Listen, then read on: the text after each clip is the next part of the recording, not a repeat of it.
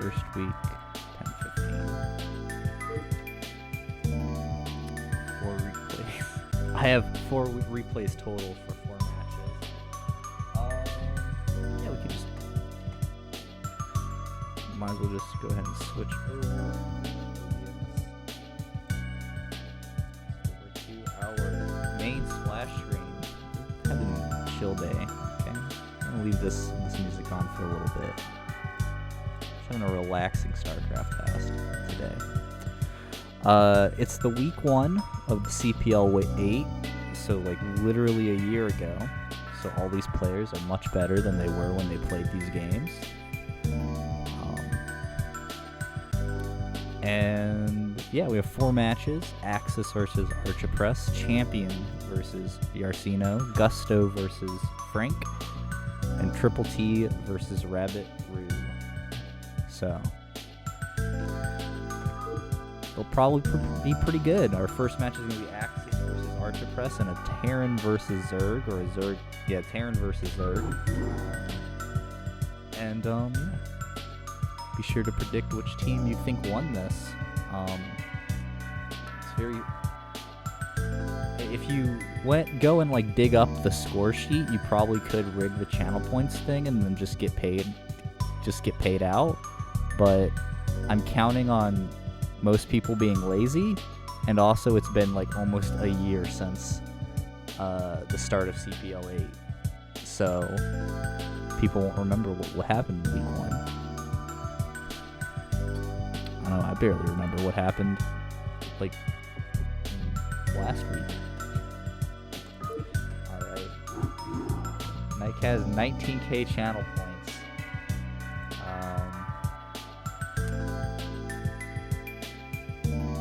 Yeah, there's you can do some things with that. Yeah, there's a very interesting, tempting 10k channel point reward sitting there. Yes, there is. I'm in NL, so I actually can't gamble with channel points. I can only vote with 0 points. What?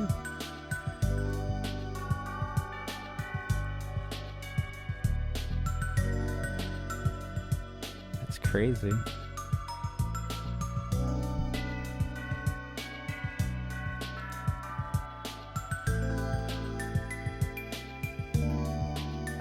Not allowed to channel points in some countries. That's well, you know what'll happen if you use those fake internet points. Gambling is bad. We don't support gambling.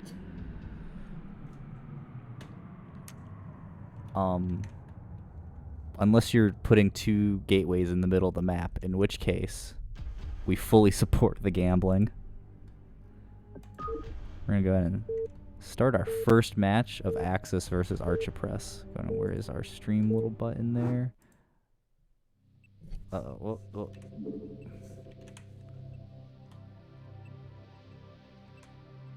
I just realized I don't have my overlays up. Let me just go ahead and there we go. And let me go ahead and go with that, and then we're good to go. Okay. Streak is mine. Yeah, I'm not. Listen, I'm not good. All right. Archiphres versus Axis of Darkness. Archiphres playing Zerg. Axis of Darkness playing the Gray Terran on Neo Sylphid.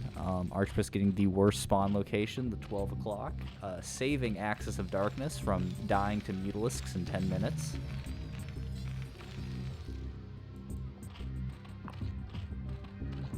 But it's anybody's game, folks. There's a lot of games left. Touchdown. You know. This is still early in the season. The players are still warming up. Data. Okay, the scouting SCV will be Data. Here we go. Wait, is this a scouter or a supply depot? Lil Dada, the scouting. Oh, okay, maybe he's not a scouting SCV. What is the threshold to be considered a scouting SCV? You have to like get out in the middle of the map. Oh man, little pep.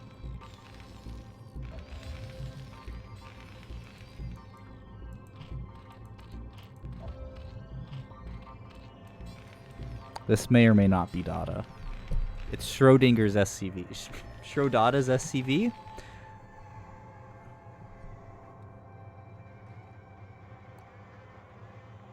Nope, he's just building a barracks. Overlord moving out. Drone getting the natural hatchery built. No spawning pool yet, so hatch first.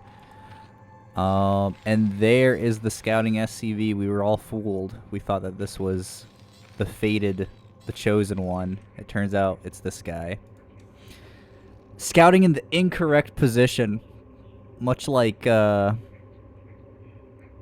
Hydralisks attacking the incorrect probes and putting... Never mind. He's hiding. He knows what happens to named workers. He was worried. He wanted to hopefully just get himself stuck there and then forgotten about for the whole game, but no. This is a CPL match. This is a Scimo cast, and that means that workers are not safe, especially when they're named. It crosses fate with the unnamed drone, but because he is a hero, he would win the fight. And by hero, I mean he's an SCV and has 20 more health than all the other workers. Scroll speed is really... yeah.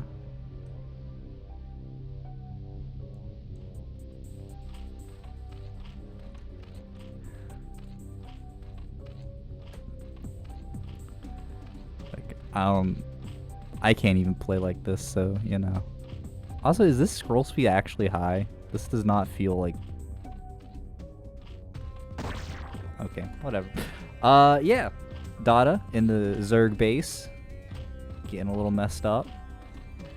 Zergling's out, looking to corner him, but Dada is going to deftly slide by the pool, drop off, you know, tan a little, get a little bit of a tan out by the pool, and then say, you know what, this hotel kind of sucks, I'm going home. And then the bellhops say, you can't leave, welcome to Hotel California. You stay here. Yeah, it was a metaphor the whole time. And Dada's dead now. Because it was it was always a metaphor for death. Who knew? Who knew? Media literacy. Fuck. Zerglings are out on the map. They're gonna come up over here. Keep, the Terran honest. Make sure that Marines don't leave the base ever at all. Yeah, so they're just gonna sneak on by, get a couple hits in on an SCV, trade 10 damage for one Zergling. You know what? That's okay. We support it.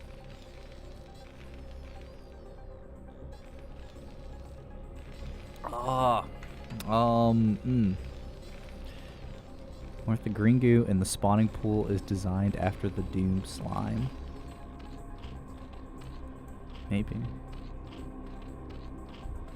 There's a there's a BFG in the pool if the SCVs ever get to it.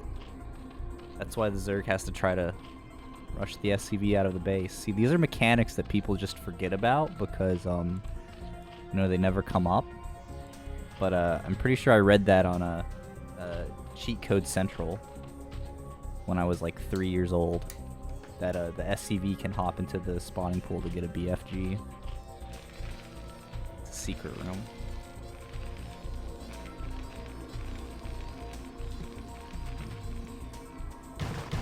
Second SCV coming out the scout. Is going to get picked off by 2 Zerglings there, but he might live long enough to instead die to a sunken colony.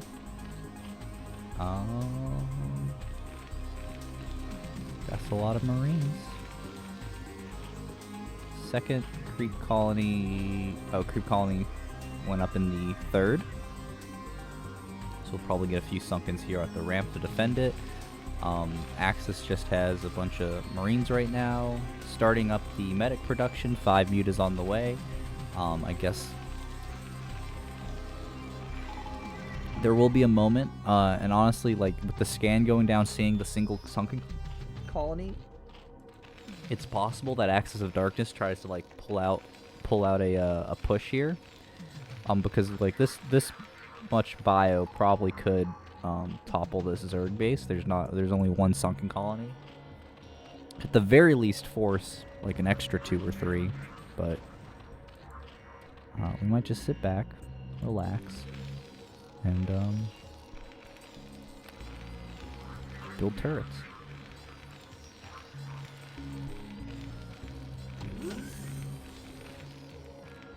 Right, barracks lifted up, going back to the main to open up the choke a little bit, make it easier for the Marines to move out. Muta's finally coming into the base. We have 6 Mutalisks. Gonna get kind of caught. One of them gets picked off. So that's pretty huge. They're gonna fly back over, pick off. Ooh, they're actually not gonna get that SCV. So Archiphres, Muta Micro. Archiphres. I cannot speak today. Too early in the morning. Archiphres' Muta Micro, not getting the damage they would want to be getting. Axis of Darkness, defending extremely well. Has all their missile turrets up. And, yeah. We're going to be moving towards the mid-game here. Axis getting their factory up, so they're climbing the tech tree on their way to the science vessels, while they're still, like, supplementing their marine force. Queen's Nest on the way for Archiphres, so we'll be getting into the hive tech. Probably going to be going for, defilers and shit. Yep, there's the hive. Extra hatchery being thrown on. Actually, if we're getting the hive, we might have already been seeing, like, the lurker switch. But if we're going straight to hive off of this, it might be more closer to Ultralisks.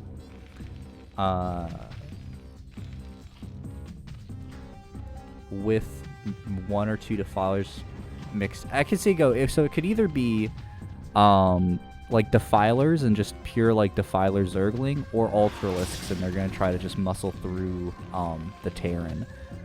They can't be going ultralisks and defilers, and if they were going, and honestly that's why I think it's ultralisks, because if they were going defilers they would have had like lurkers out. Like that would be the step. You get lurkers, mutas, then lurkers, then defilers, so that you have Dark Swarm for the lurkers. But Dark Swarm on Zerglings is good, but not as good as lurkers. Alright. There's the big bio push. 4 sunken colonies coming out. So we're setting up the wall there. Marines out in the middle of the map. 1 gets picked off. And yeah, we're going to see what happens here. Big bio push. 3 sunken colonies. Should be enough to not die, but at the same time, sometimes Marines just shoot real good. Yeah, Marines are getting picked off. Mutas are coming in to flank, and it looks like they get all the sunken colonies, but the Mutalisks are going to Mutalisks are going to be cleaned up.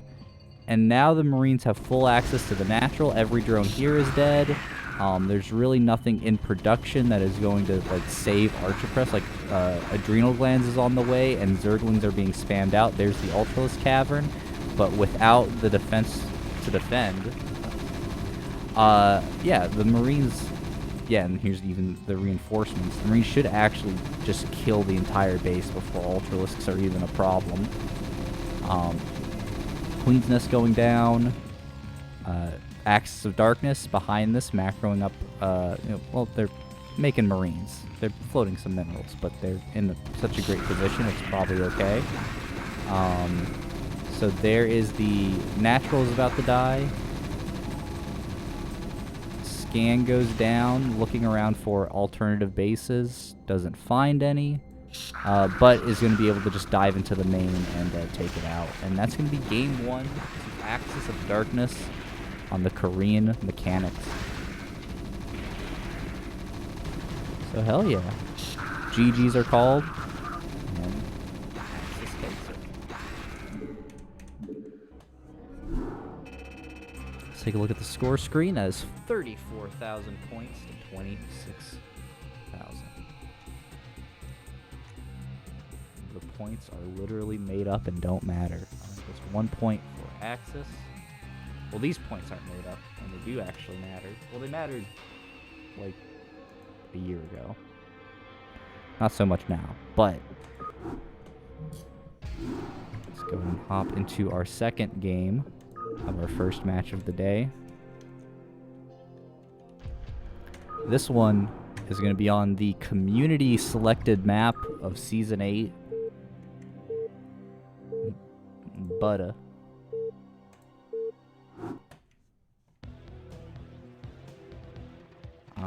Yeah, alright. Top of the map, top of Butter, we have Axis of Darkness, once again playing as the Grey Terran squad versus their nemesis, their opponent, Archiphres, as the Red Zerg Brood. Axis of Darkness on match point. They just have to get one more to win the match for their team, but Archiphres, you know, they could pull some shit off, you know? They could have the reverse sweep, the 2-0. It's not surprising. You know?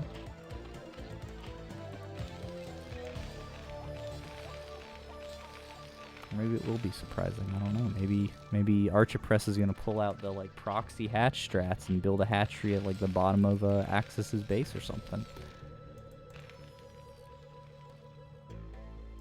All right, there goes the supply depot, setting up the.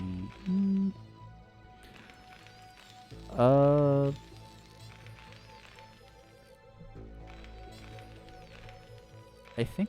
Isn't this supposed to be, like, down here to make the perfect wall with the, barracks? So it doesn't look like you can squeeze the barracks in on top or below.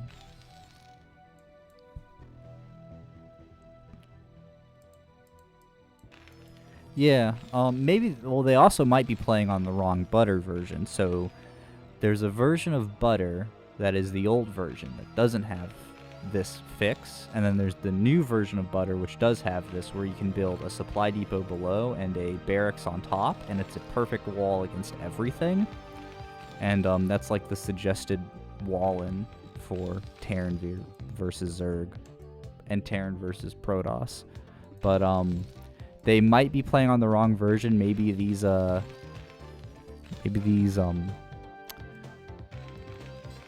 hair dryers, these Team Fortress 2 Scout scatterguns are like blocking like the building placement.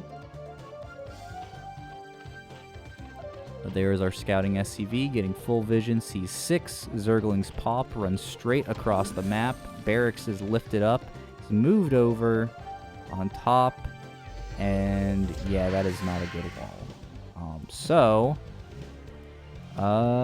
Yeah, this might be a colossal embarrassment for Axis here.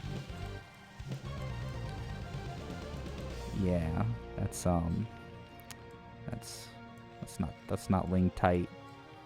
That's very ling loose.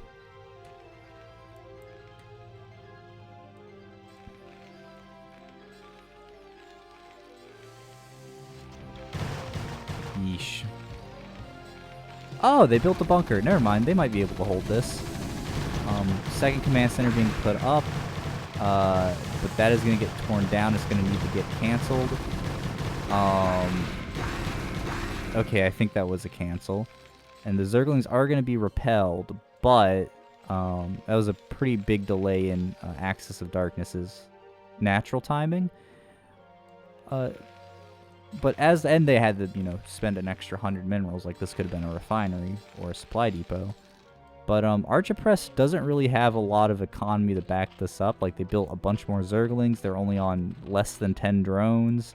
And Axis of Darkness is getting their expansion and defenses for the expansion set up. So, not the worst setup there.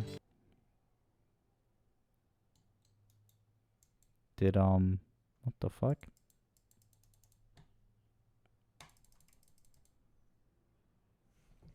my god. Did my game crash?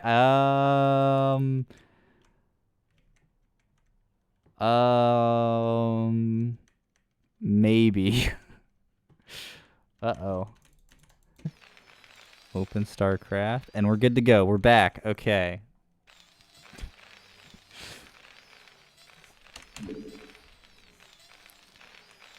What is the Alt-W? Okay. Let's just go ahead and, we know what happened. Some Zerglings came out. It's all good.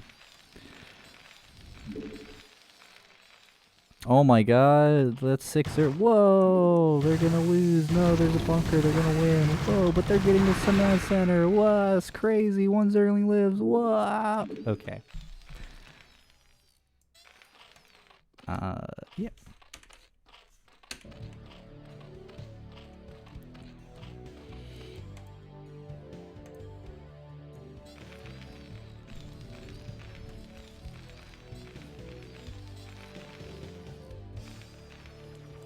That's a lot more Zerglings. A drone going out to make a third base. That's an economic decision, I guess. They do need to do something to catch up.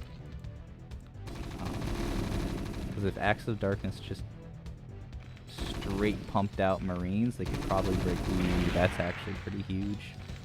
But if Acts of Darkness just straight pumped out Marines, they probably would be able to just come and roll over Archiphres.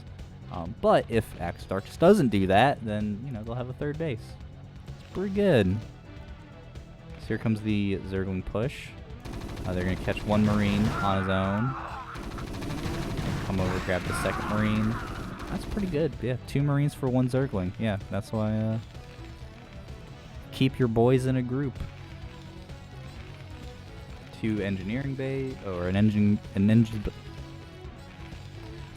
bay and a Terran Academy is out. I was saying this is looking pretty bad for Zerg. It is looking pretty bad for Zerg. 15, they're droning up pretty hard though, and I guess it really will come down to if Axis decides they want to push or not. Because if they push, they'll pretty easily take the game. If they don't, then, you know, they'll kind of be giving Archiphres like the out they need. Archiphres, there's a PH there. Okay. I'm just going to say Arch. It's so much easier. Yeah. If they don't push, they're giving Archiphres the out they need to not lose.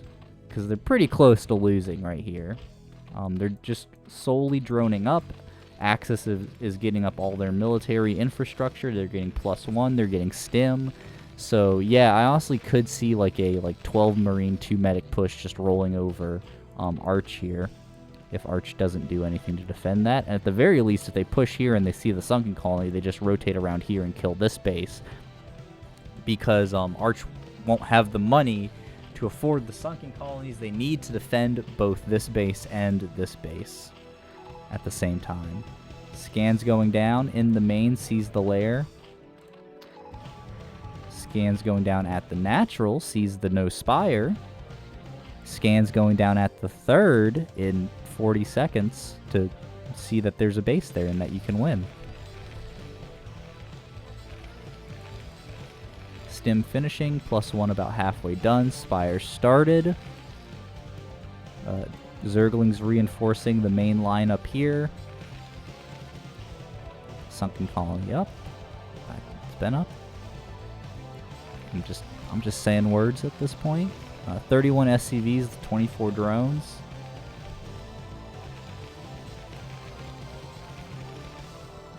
Two more barracks being added on. Huge Zergling wave coming out. That should help. Unfortunately, at this point in the game, Zerglings scale really badly to Marines. Like, once you get a certain size Marine ball, you could throw infinite Zerglings at it, and it basically won't do anything. Zerglings are going to go hide at the third base for a potential backstab if Axis does move out, so this is probably going to be very effective. If Axis moves most of his Marines out to go push the natural, and this pack of Zerglings comes in and starts taking out these natural SCVs, you could see like a pretty good trade there. Yep, there's the extra sunken colonies being added on. I don't think, yeah, Axis still has no idea about this third base, so Arch is getting away with it, getting it for free. If Axis like pushes out, I could envision the timeline where Axis moves across the map, sees that there's like 3 sunken colonies, sets up, and then moves back across the map. One Zergling gets in the main to scout, sees there's a ton of Marines, Mutalisks spawning, so we're going to have the air attack there. Missile turrets are already up for Axis. They're macroing pretty well this game, but here comes the big push. They're tapping out nearly 1k minerals in the bank. And we only have, yeah, we have an empty Terran bunker and 2 Marines to defend from this backstab, so that's going to be pretty rough for them. Muta's coming out to come and start, like, put harassment on this side of the base. And extra sunken colonies being thrown down, so we're going to have 5 sunken colonies in a straight line. Now, this is really great placement for a game of sunken defense of UMS. For actually defending, I mean, it's there. I guess it is working.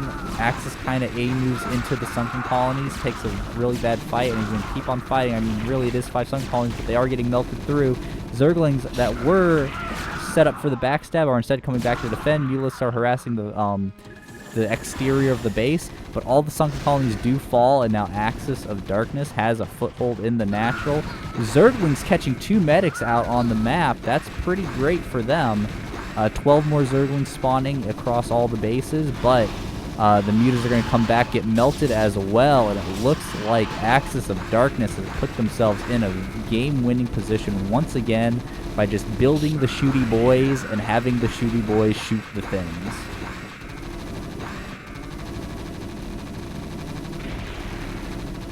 The natural is falling, and Arch calls for GG's. And Axis is going to take it with 29,000 points.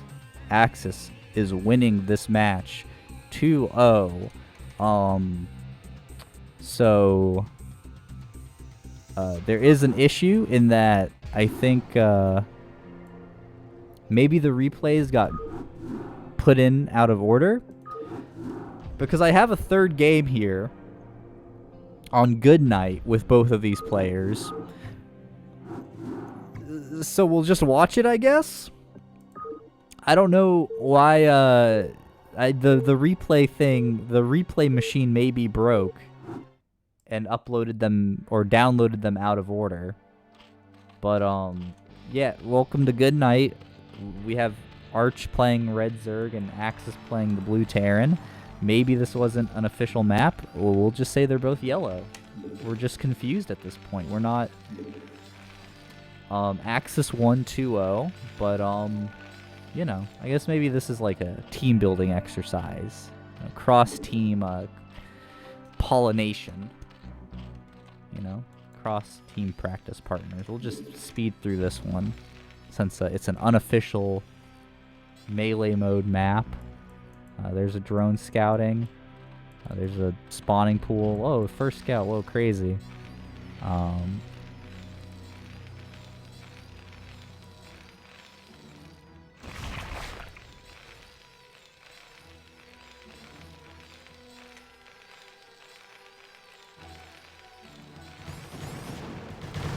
Whoa, Zerglings. Crazy. Alright, well, yeah.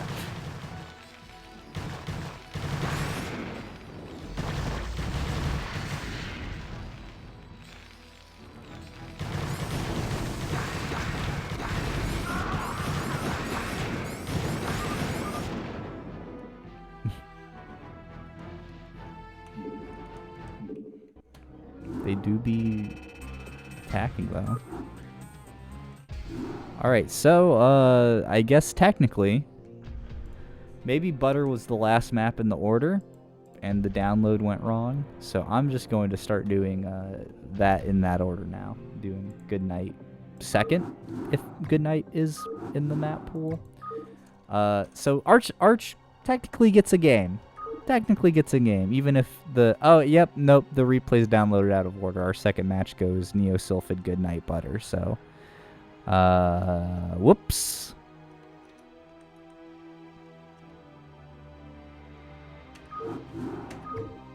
Anyways, it's Protoss time. We got a PvP on Neosylphid versus Jarcino and Champion. And, yeah. Alright, bets in the chat. I'm not going to open another prediction, but just bets in the chat. Are we going to see a proxy 2-gate at the holy proxy tree? Let me go ahead and switch our stream over so that we can actually cast the video game.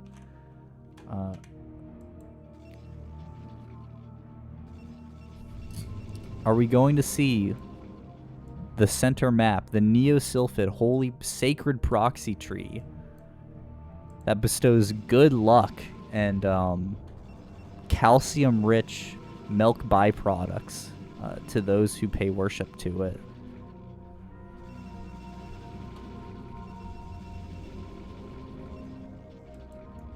Let's go.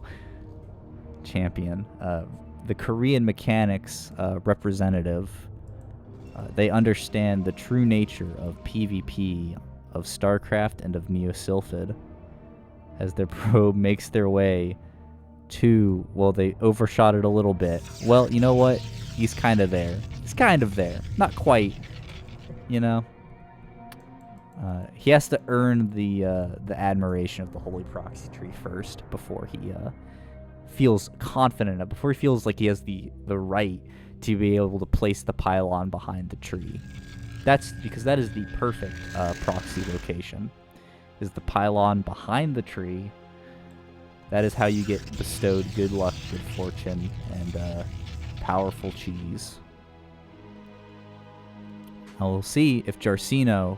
See, Jarcino, they do not respect the sacred proxy tree. They do not even check it. They just go and they go scout 12 o'clock. As if they're playing a regular video game. As if they're playing a regular match of StarCraft. They do not pay their respects, and you know what? I think they're gonna lose. I think that's just how it's going to be. Second gateway going down for Champion. The ritual is complete. Simulator going down for Jarcino.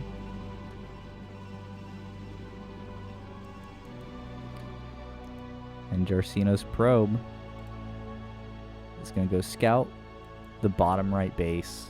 And we'll see if they if this probe is in its final moments a true believer or not. No, he actually moves away so as not to look. He takes the widest possible berth that probe could possibly take. Shameful. Pylon in the main. Oh, okay, yeah. Oh, yeah, I guess to build a shield battery. Zealot's out. First Zealot from Champion is on the way. Yeah, 2 gateways. Building Zealots. And, yeah, I mean, we're going to see the shield battery go down for both players. Ooh. Champion gets a little bit ahead, but the cybernetic score is done, which means that we will be seeing ooh, gotta save that guy. Ooh, Champion. Oh, Champion. You gotta be careful. Gotta get to that shield battery. Get that shield battery. Ooh, there we go. Okay, good. Full health on all of our guys. Ooh, Champion. The Zealots, they do be schmooving around trying to get those hits, and the first... Wow, they actually die at the same time. Never mind. But the second Zealot was weakened up, and Champion's going to get the easy kill there. One Dragoon is on the way. Technically, a Dragoon does out-micro Zealots, but at a certain point, you just get so many Zealots out that your entire probe line is going to get decimated without good macro, and by macro, I mean micro, and it looks like we are not having the good micro. Zealots get on top of the Dragoon, again taking it out. Probes are going to start fighting as well, but the Zealots are going to start tearing through them. And the Dragoon can lay on some damage, but it's going to get stuck behind the minerals if it's not careful. And a third gateway is being produced in the main of Jarcino by Champion. And with that, I mean, I think the game is going to be coming to a close. We have 6 Zealots now tearing through Jarcino's infrastructure. They're down to 7 probes and a dream. And buddy, they're waking up.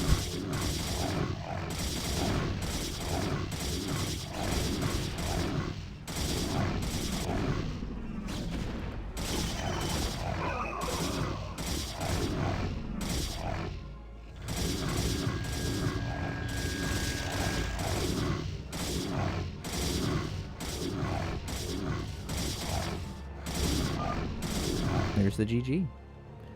Champion takes game 1 with the exact mimic. See, this is the thing, right? They have the exact mimicked APM.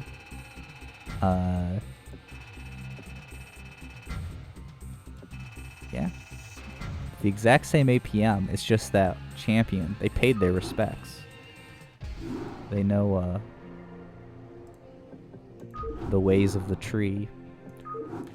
Next game is going to be on Good Night 1.31 in our PvP in the appropriate game 2 of this match.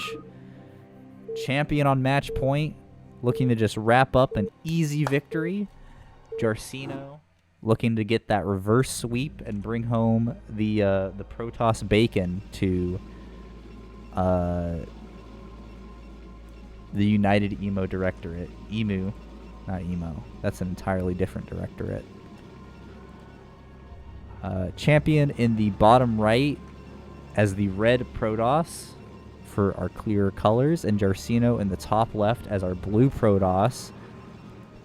Now, Good Night, it is also possible to proxy on this map. You can get a pylon in the middle. However, if you're going to proxy, I think you have to have already sent a probe out to be able to get it in the middle of the map. So I'm guessing that is not going to be what our players are going for this game. Which makes sense, because there is no, like, benefit to... Oh, never mind. Well, never mind. Okay. There is nothing to, like, grant you blessings if you proxy in the middle of this map. So, both players pile on in the main, looking for a much more standard game this round. Good Night is essentially just,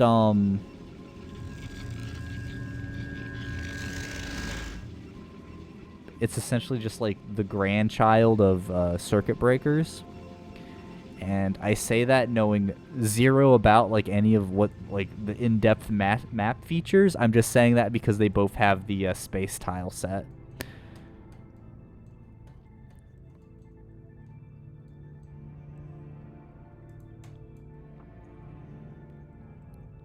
Both players scouting horizontally, so they will be second scouting their opponents. So no clear advantage there. And their build orders are pretty mirrored at this point, so yeah. We're going to be looking at a super standard Protoss v Protoss.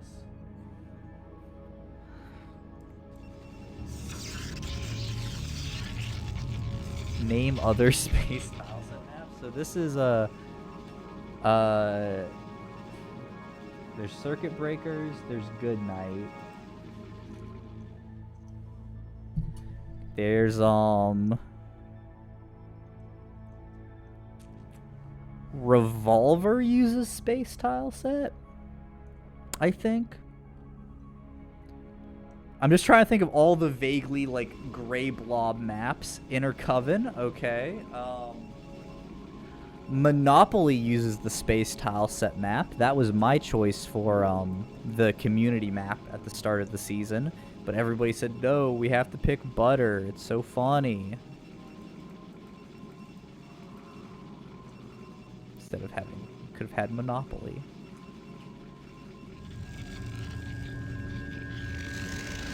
What other maps are there?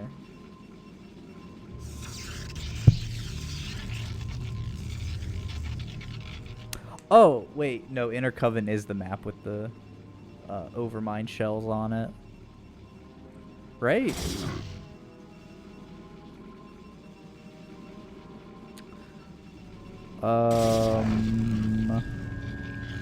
Oh shit, what's the map that has the assimilators? Oh. Oh no. You'll love to see it, honestly. Champion with the sauce, sending out the manor pylon. Not only was it blocking this probe in, it was giving them a seizure as well. So, you know, it's that psychic damage is really effective. But Jarcino going for the Citadel of Adune. Inside Champion's vision, however, Champion would have to come over here and click on it to be able to see it. But they are getting the robotics facility, so they might... A robotics facility and a forge, so they do see the Citadel of Adune.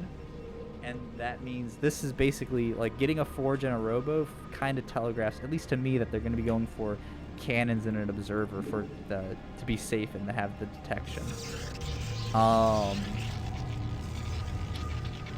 Yeah.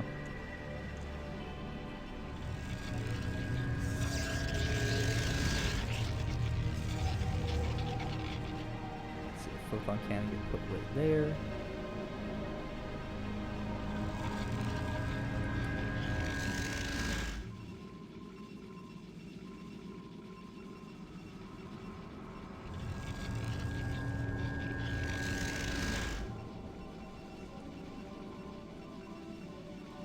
This guy do? There's the observatory. So the move over into DT. Oh, no. He's just getting High Templar. Or he's getting the Kaidaran Amulet before Storm. So maybe he's getting the Amulet and DT so that when he does the High Templar switch, they'll have more energy popping out. And that seems to be exactly what is going on. Unfortunately, we already have observers on the way. And Champion is looking to take their natural nexus.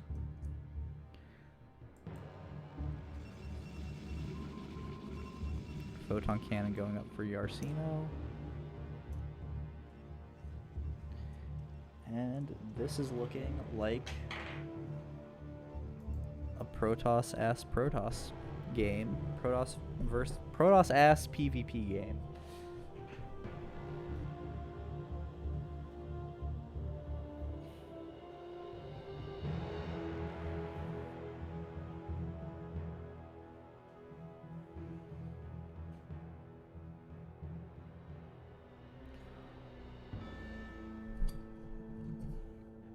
Yeah, Observer catches the 2 DTs. There's also a cannon at the base here. So they are going to get... Oh, he living. Okay, well. That's a good save by Jarcino, keeping their DTs alive. That they can be very useful later in the game. It's just like, they can kind of be like... grounded observers and keep map vision control, and they can also help like force Champion's unit movement in certain directions because they need to be able to have the observers around. But here comes a big push. The Zealots are a little bit too far behind. We do have a High Templar, but Storm is pretty far away from being done. And with 2 extra cannons being built, I think this will probably not be breakable by Champion at this current moment. Yeah, they have 3 Dragoons at home to defend from the DTs returning. So if those 3 Dragoons were up here, they might have had a chance to break this pretty easily. But you know, you have some moments, and sometimes it doesn't work out. And this just happens to be one of those times.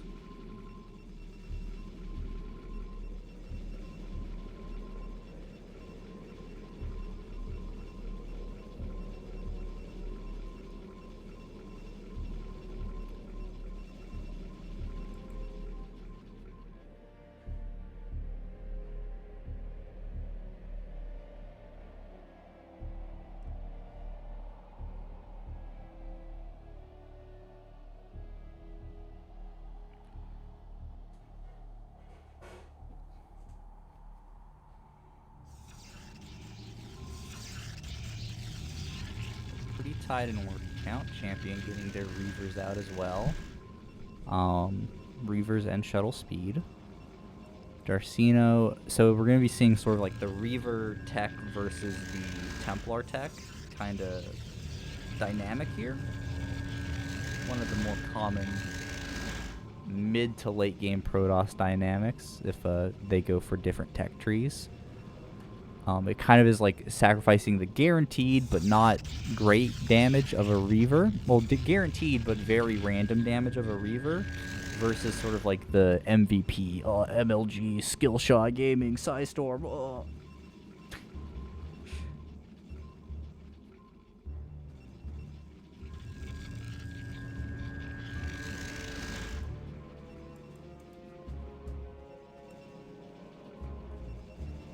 Champion has their third base coming up in the bottom left. Not scouted by Jarcino. Observer getting up into the main. Dragoons moving over to kind of catch it once this observer comes out. Templar being added on as well.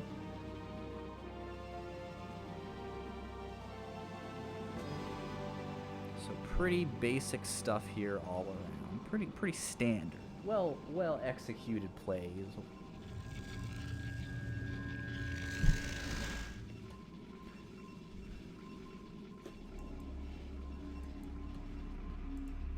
By well executed, I mean they're just kind of sitting there. Macroing up.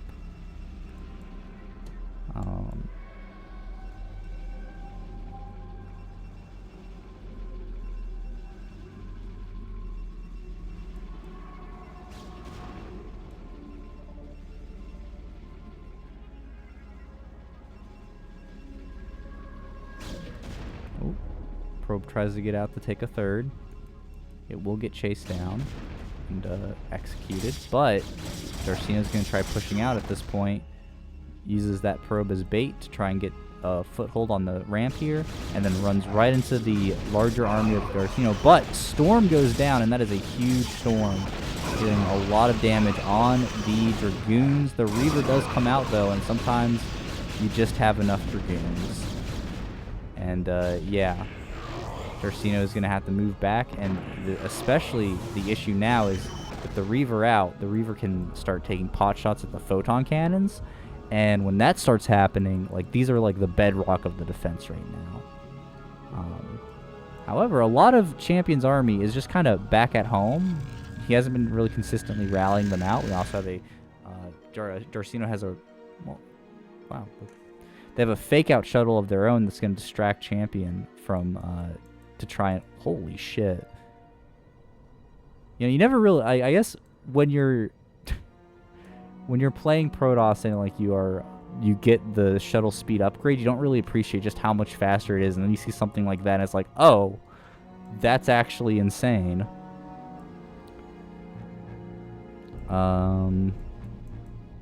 Reaver slow crawling across the map. Champion just maintaining the contain on Jarcino. And, yeah, getting their macro up. Photon cannons at their third base. They'll probably be transferring probes over there soon. Getting Scarab damage. That's a good upgrade, probably. Archons coming out for Jarcino. I think the Storm would probably be more helpful, considering how many Dragoons Champion has in their army. Archons would be good if Champion was maybe more Zealot heavy, but as it is with Dragoon Reaver, Archons are going to just get absolutely melted. Adding on 6 gateways. Also, we do a gateway count. 4 gateways to 3 gateways. That is not enough gateways at 12 minutes. Jarcino having a huge gateway explosion. Champion kind of getting a couple extra as well.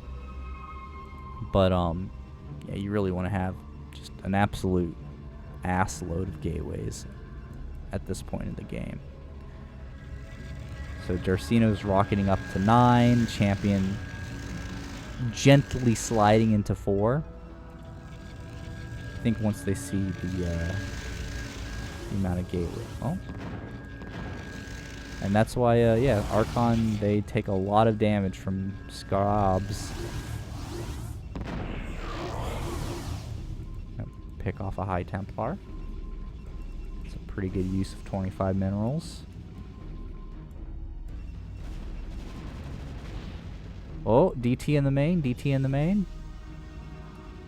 No, oh, see, this is why you want to build, like, just throw the one photon cannon down here. Luckily, an observer does get built, but Champion lost 12 probes during this. That's pretty crazy.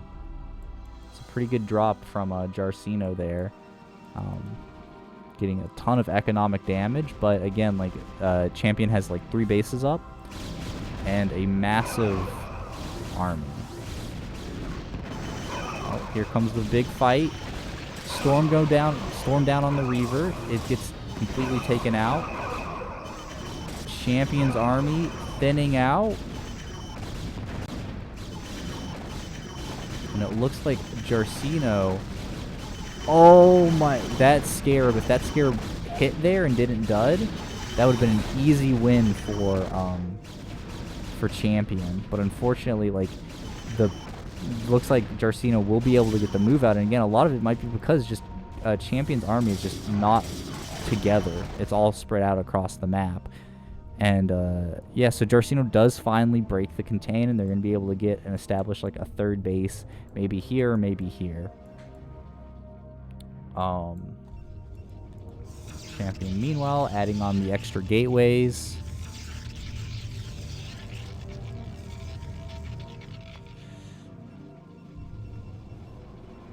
And they still haven't like fully rebuilt their probe loss yet. So now the army's kind of trickling in, and the dragoons are getting ahead of everything else. Reaver getting scarab shots on zealots. Storm goes down. Ooh, that shuttle is very close to being picked off. Yeah, another drop. Okay, gets the High Templar. That's really good, but now there's just so many zealots here. And Reavers, in theory, are really good against zealots, but the problem is, like, when the zealots get, like, start attacking, they kind of get into a line. And so if the Reaver is, like, to the wrong side of that, they'll end up only hitting 1 or 2 zealots per shot. But it does look like Champion is going to reestablish the, oh no, okay. Well, I was going to say it looks like Champion is going to reestablish the contain here, but it will be just barely if it does happen at all. Because here's another big push out. I think there's just too many zealots. High Templar can storm if the dragoons clump up, and it looks like they're going to catch a couple of free observers. And with that, Champion has been put on the back foot. Jarcino has taken the supply lead, and all they need now is to just build a couple of bases that also take the economic lead.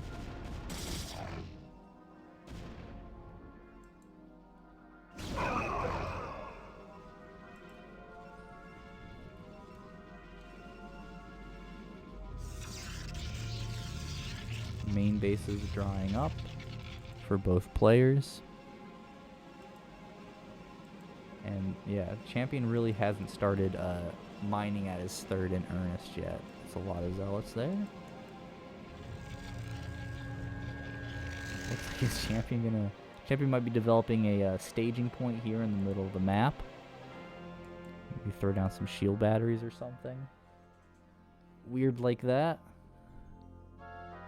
But even just being able to hold the high ground and force the opponent to attack up a ramp would be very like helpful for Champion here. As Jarcino kind of plays ring around the rosy and just ignores it.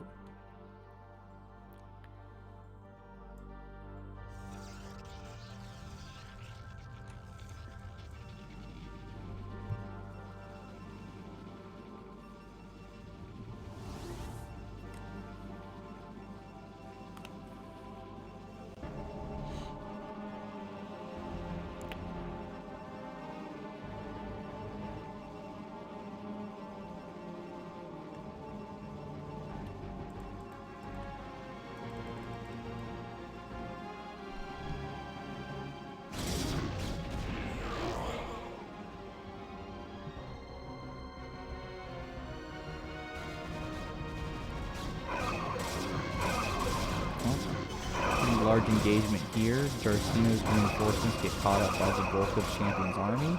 But now, like, well, I say the bulk of Champion's army, but again, Champion's army has been kind of spread around all game. And now there's a pretty big push here coming towards Champion's natural that he is not even going to try to defend. He's going to try to go for the counterattack, but it looks like one control group kind of got messed up. Didn't even A-move, just moved into some of Jarcino's army and took a lot of free damage. Reaver dies before it can get really any good shots. And it looks like the expansion here is going to fall. Get some splash damage on the probes from the Archons, they'll die in like one hit. There we go. And that is going to be very close to game, if not. These Dragoons are going to have to fight through some Photon Cannons and a High Templar and reinforcements, while the natural here for Champion is destroyed. Champion does have this third base again, but again, he hasn't really been utilizing it very well. It still doesn't have its assimilator up, even though he's had it for, let me check my watch here, like 10 minutes. He's down to 23 probes. They're getting on top of the gateways in here, and meanwhile, Champion has built a lot of Zealots and is A-moving Zealots, and that's how you know a Protoss is losing, is when they're just building Zealots and sending them across the map. So that is going to be, looks like it's going to be GG here. I don't think there is much that Champion can do to recover at this point, as Jarcino has secured their third base. Their natural is not in great position, but it is not going to fall. They have a 20 worker lead. 3 more Zealots come up. They're just going to die. And yeah, the main base of Champion is being destroyed. He's trying to, well, I would say he's trying to rebuild, but he's not, as he's run out of minerals to rebuild with. Champion is going to lose this game. Jarcino is going to take it and bring the score to 1-1.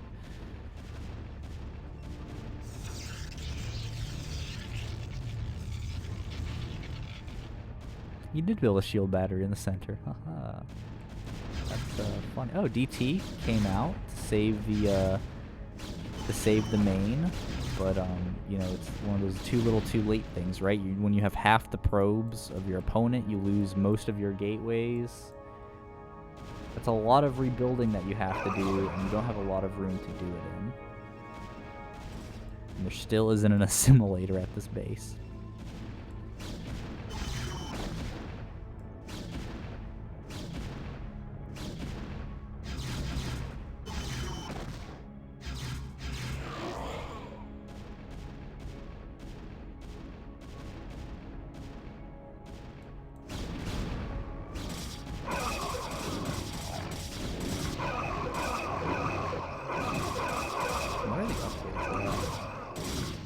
Oh, okay, yeah. Also, Champion has better upgrades.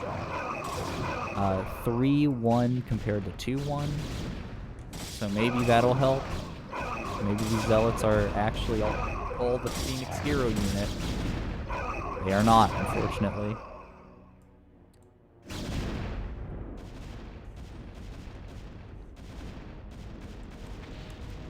And that is going to be our game here.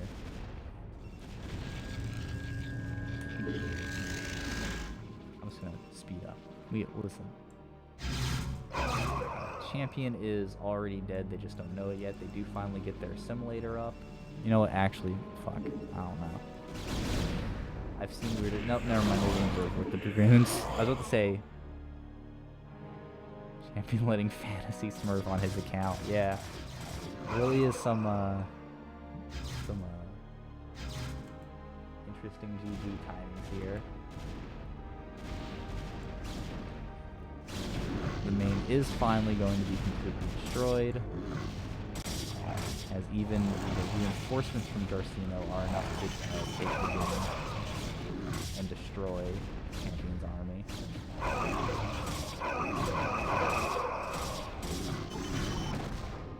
And GG. Our peach-colored, well, yeah, our peach-colored Champion could not defeat the light pink Jarcino. And that will once again bring our score say 1 second. That'll bring our score to 1-1. And we'll move to our third map of the week 1 matches. It's going to be the community selected butter. 2-player map. That is it is a map. It's pretty fun actually. I think butter, as far as 2-player maps goes, is like one of the better designed ones. You know, it's pretty symmetrical. It has an interesting, cool little like build up that matters a little bit in the late game. I don't know. It's a neat map. That's kind of all I have to say about it. I'm like low E rank Protoss, so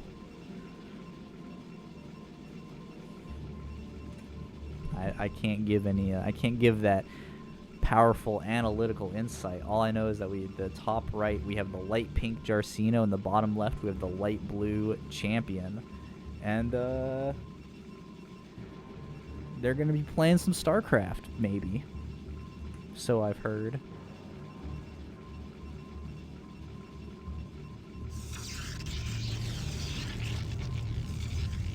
Pylon in the main for both players. So a potentially standard game, but again, as a 2-player map, you can kind of 2-gate in your main, and it's okay. You don't have to proxy to do funny cheeses.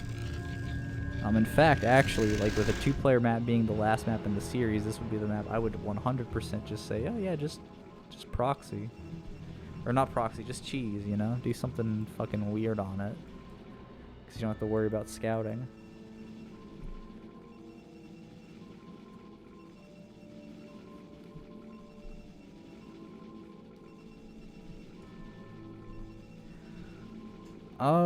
Yeah.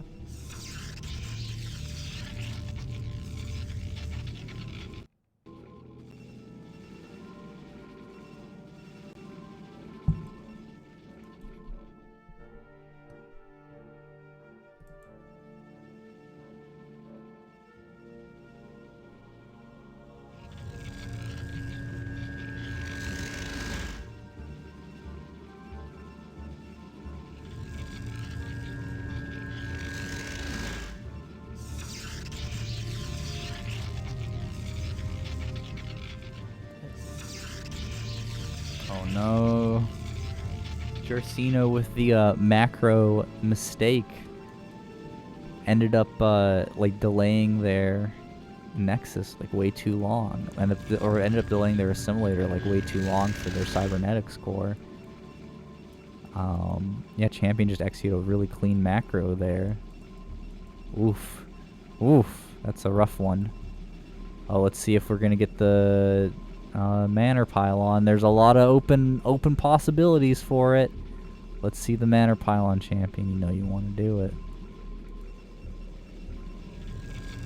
Cybernetics core finishing for Champion. Still on the way for Jarcino. The Champion actually started a second Zealot, instead of waiting for the Dragoon. Perhaps on seeing the delayed Cybernetics core, he thought maybe there was a hidden gateway out on the map as well. But there is not. And instead, Champion's going to get a Manor Pylon somewhere. So, nope, he's not going to get it, unfortunately. But it's close. He's still succeeding at being a very annoying worker unit. Wow, that was a really fast robo. While Jarcino is going for a very fast Citadel of the Dune. Well, this could go a couple of ways, I guess. If Champion goes Observers, if Champion's just rushing to Reavers, then maybe this is going to be very bad for them. But if they kind of predict the GTs and are getting an Observatory here, oh no, that's really bad.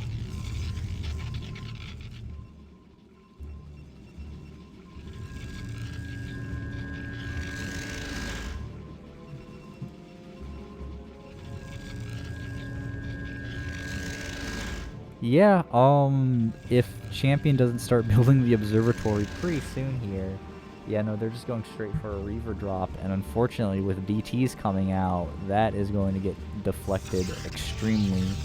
Well, not deflected extremely easily.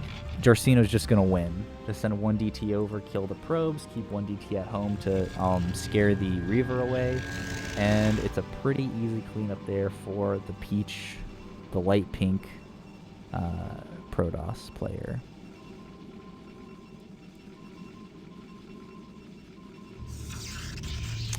There's the Forge, which is important. So he's going to need to build like a photon cannon here and back here.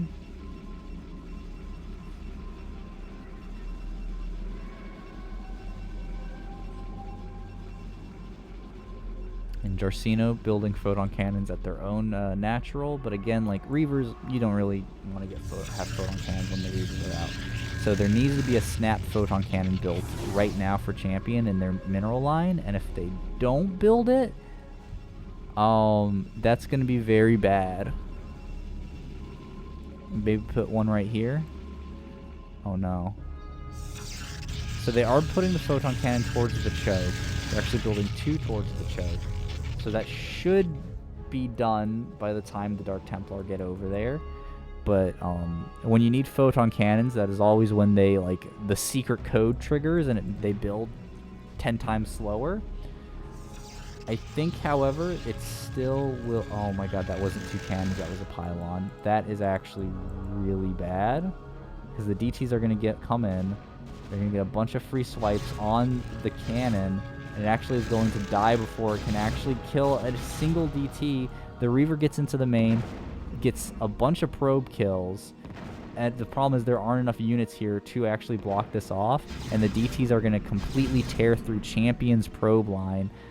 He needs to build an observer. He has the minerals for the observer, but he has a Reaver on the way. He cancels it, gets the observer. He needs to bring his whole army back to defend. And if he's able to kill these DTs, he might be able to still pull off a win because he still has like about double the probes of his opponent. But he is going to have to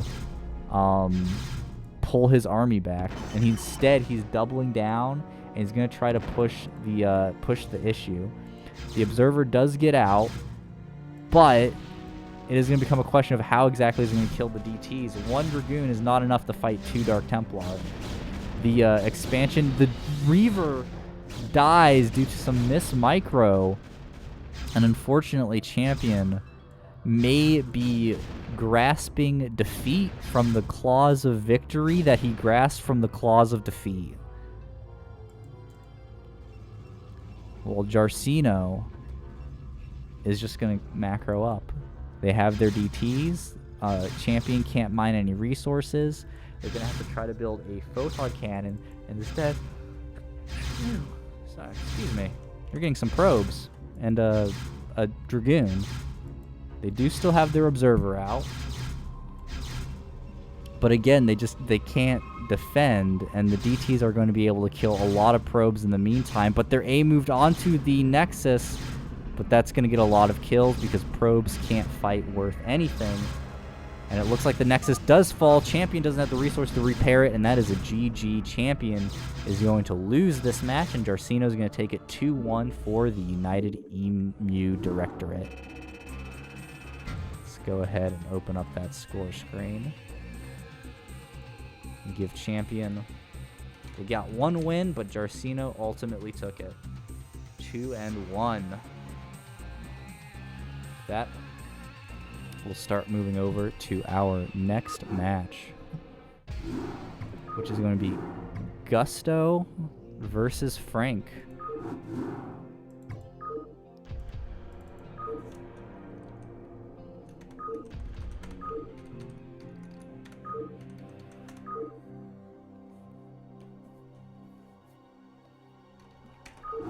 All right, Gusto versus Frank in a Terran versus Protoss. The first map is not Good Night. First map is not Polypoid either.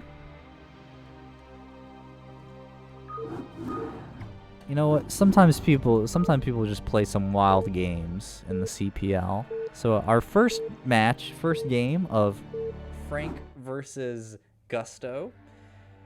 It's going to take place on Good Night, as opposed to Neo Sylphid, like all the other matches have been today. Frank the Tank playing as the classic teal Protoss, the good colors. Gusto 1 playing as the red Terran.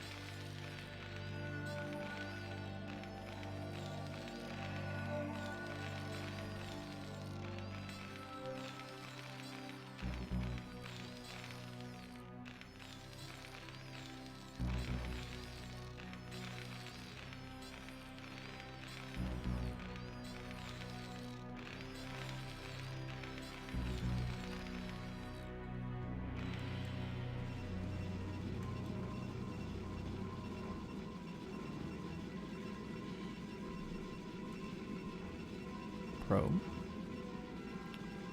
Building the pylon in main. Supply depot being built for the Terran.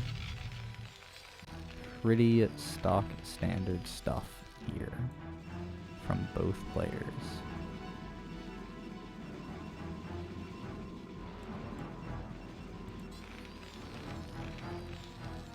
You know what? While they're playing stock standard stuff, I'm gonna go refill my coffee.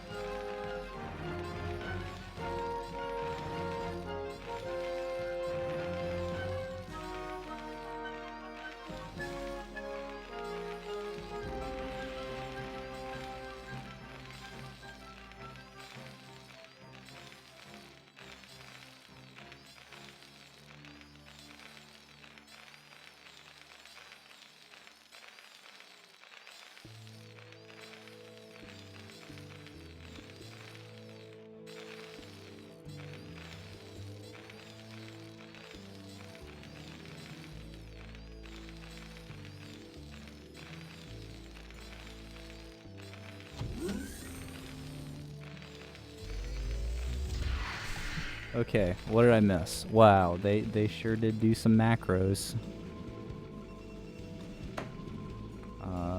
Is that a... So there's a pylon there. There's a gateway. Looks like there's some Marines and a Vulture moving out. Pretty crazy stuff.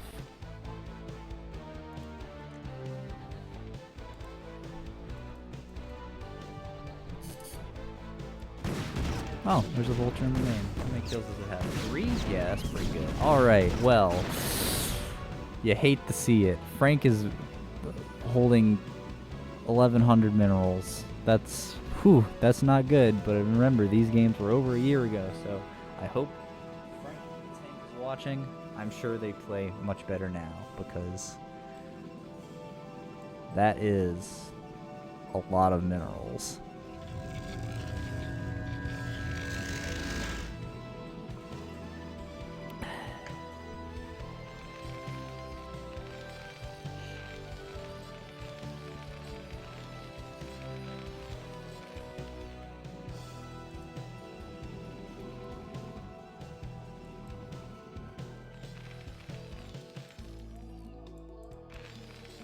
Looks like Frank is going to go for the DT Hail Mary. If Gusto gets Spider Mines, that'll be pretty easy for them to defend. And it looks like they're getting Spider Mines, so it'll be pretty easy for them to defend. And they still only have one Dragoon. So, I mean, it's like, what are the... it's unfortunate. You know, sometimes, especially when it comes to Tier 3 games, and especially in the first couple weeks of the CPL, like this was week 1. Sometimes you just see it, and because like there is no floor to how bad a player can be and be in Tier 3, you know. But there is a ceiling, but like you get some people who might be like, you know, in the middle of the pack or close to the ceiling, and then you get someone who might be new to StarCraft or new to playing StarCraft competitively, and you can really tell where it's like, okay, Gusto, he's played like he at least has played StarCraft before, he kind of knows what he's doing, maybe he's practiced a little bit, he just, you know, hasn't gotten into Tier 2, he's like still new, still learning, or for whatever reason is in Tier 3, and then you get somebody who is like, oh, okay, this guy just is clearly just new to the game. That's all it is, you know? And you get these matches and you watch him and just go, well, that's cool, I guess. That's fine. It happens sometimes. So I hope, you know, if I go and I look at a, you know, week 8 Tier 3 set of groups, I hope this is there as well. And hopefully it has improved, because there's still 2 minutes left in this replay, and I don't really think that is 2 minutes that is worth anything. Gotta work through all those minerals, but this is a very important lesson for people who are new to the game. If you think like you should GG and leave the game, don't do it. Wait until you're like for sure 100% dead, like when 3 siege tanks and 2 vultures go into the game, and then GG, because you know, sometimes you can pull some wins out.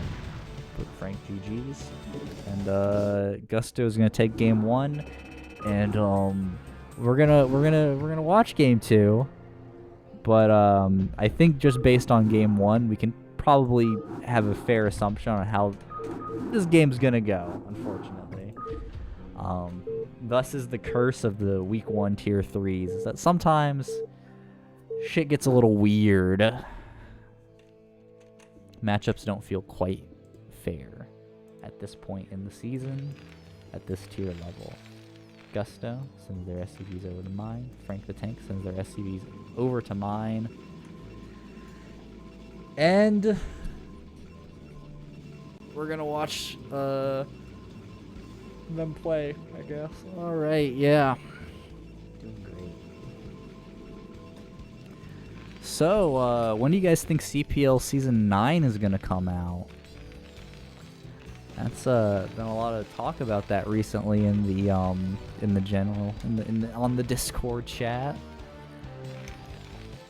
When do you think we're gonna get that? Personally, I think Snipe's gonna announce it on Christmas as a present for us.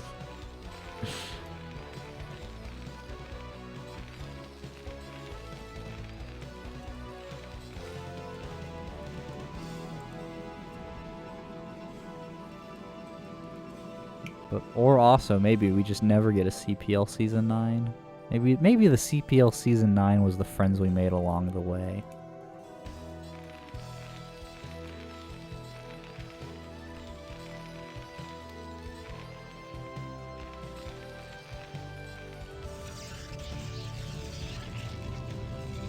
Or, like I said on a previous cast, like 2 weeks ago. Maybe it was 3 weeks ago, actually. Hold on. Oh shit, it was 3 weeks ago. God damn. I really need to remember what my fucking stream schedule is. Anyways, I think they could just be waiting for every CPL 8 game to be cast. It's entirely possible. Gusto has a SCV in the main here.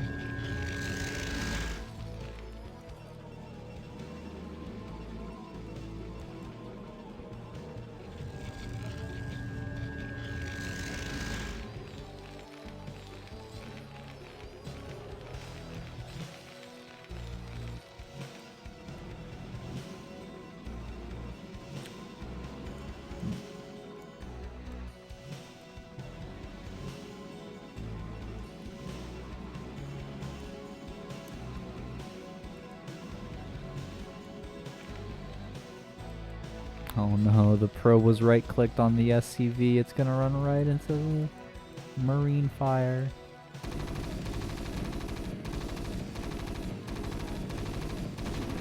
Yeah.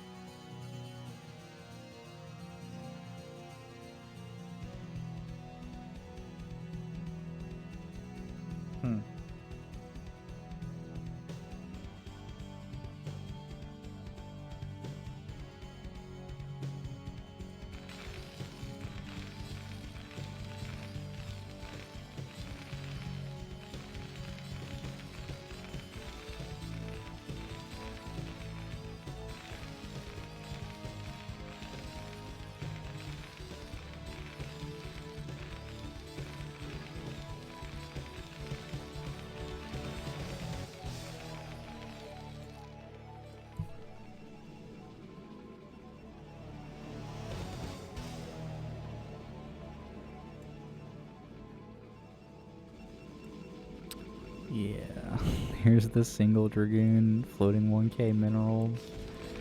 Unfortunately, yeah. Second game, gonna be very similar to our first game in this matchup. Sometimes it just do be like that.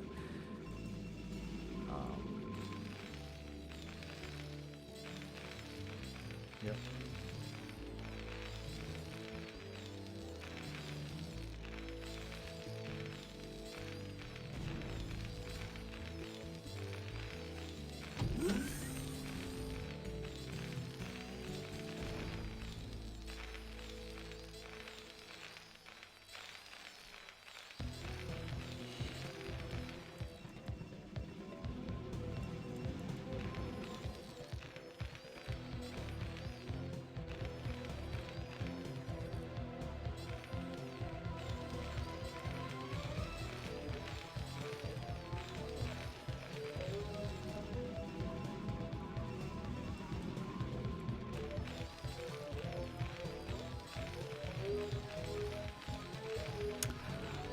Yeah. Don't really have much to say about these games. It's even hard, just especially looking at these, to be able to like suggest things like that franc should be better, for example. When it literally is just like, it's an issue where it's like, hey man, you know, you're new to the game. You're just gonna it's just gonna be like this for a while, you know? Like, it literally is just a matter of like doing a DT rush. Perfectly fine. You can do it. That's a strategy. I think it's actually recommended for new players to basically have one strategy that they play and just always do that strategy. And like DT rush is like one of the ones that's like, yeah, it's fine. You know, it's not like the most standard play that you can have, but it's okay. I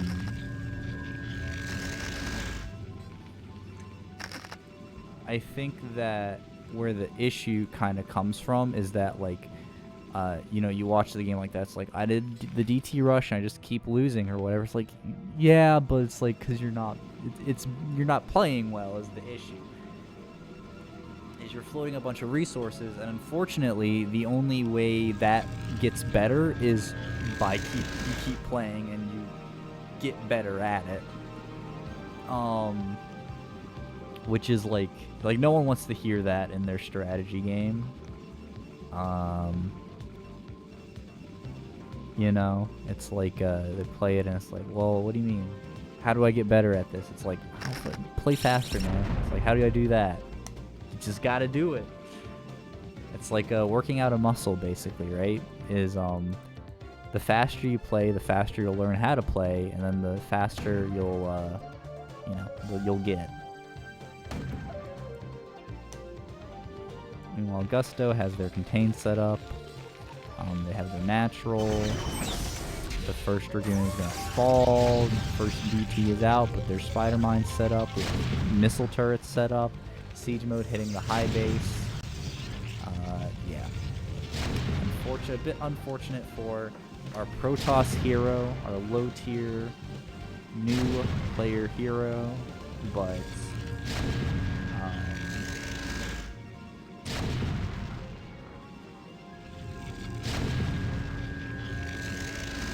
yeah, that's gonna be the game here. Unfortunate for our Jesus, that's a lot of vultures. DTs are gonna run out and yeah.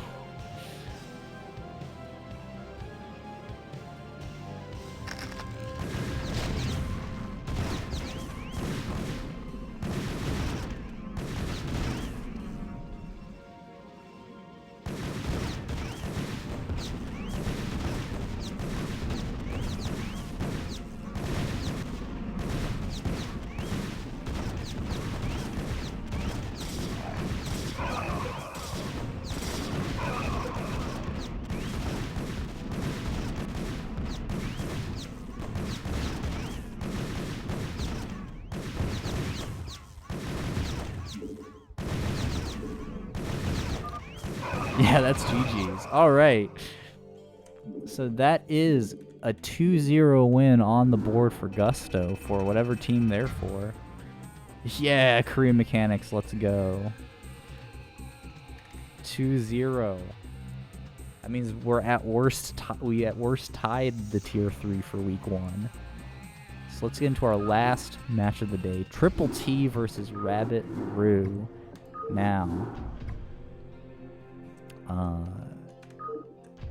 if you are watching this and you aren't aware, Triple T was voted the Korean Mechanics most improved player. So, you know, they could beat Flash at this point, I think. But this was week 1, so this was their origin story. So let's watch these games and realize that Triple T goes from how they're going to be playing in these games to basically beating Flash. Like, they're essentially just like a new version of J-Dong, you know? They're pretty great.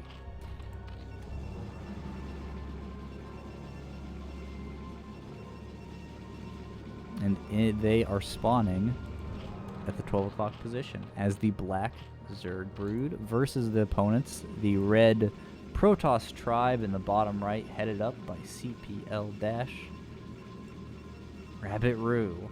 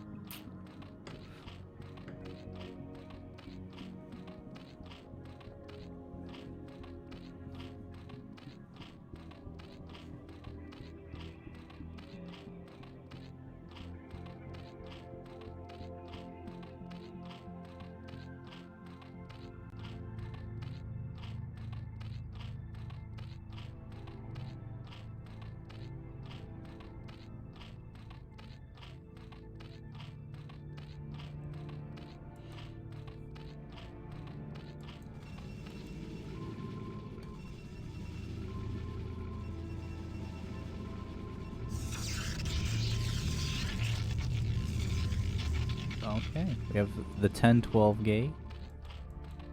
It's a pretty solid opening. Main idea is just use a bunch of zealots to be able to secure that the Zerg is going to stay on 2 bases, and then eventually you get enough zealots that you can secure your natural without and you basically skip the wall in phase. Like in theory it works, like you buy enough time to get the High Templar and Dragoons out.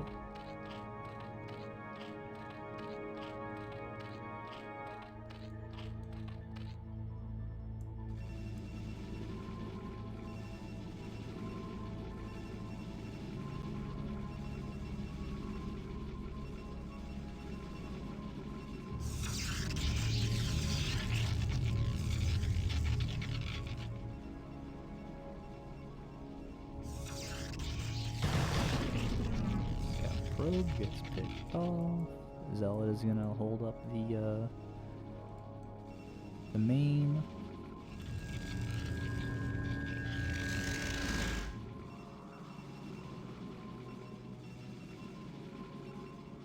Yeah, so there shouldn't be a way for the Zerglings to get in and bust this with the Zealots holding that.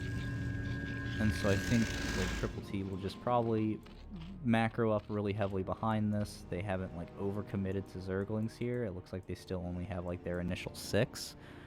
Yeah, so they're gonna scout, see there's no main. Triple T might take a really fast third.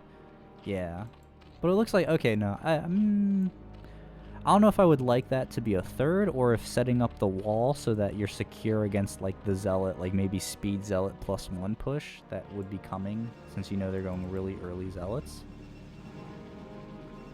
Yeah, maybe.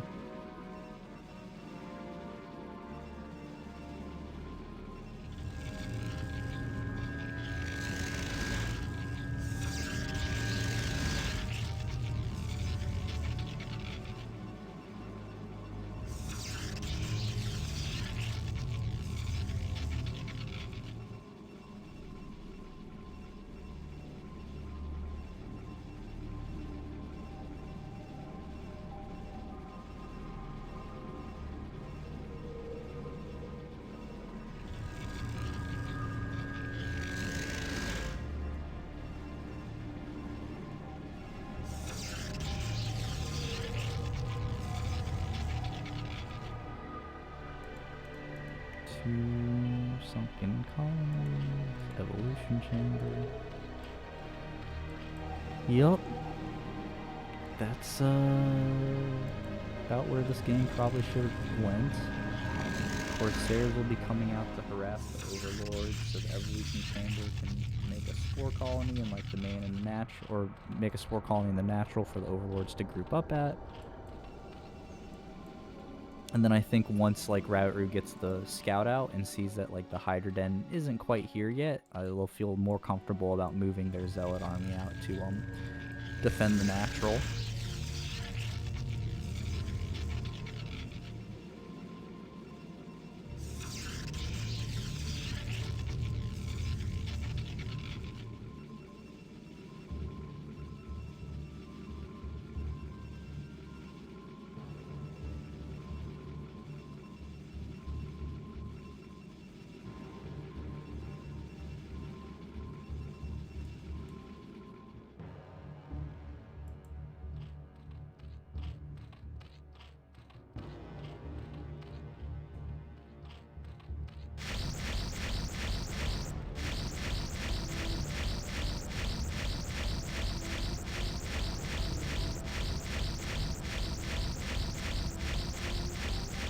Well,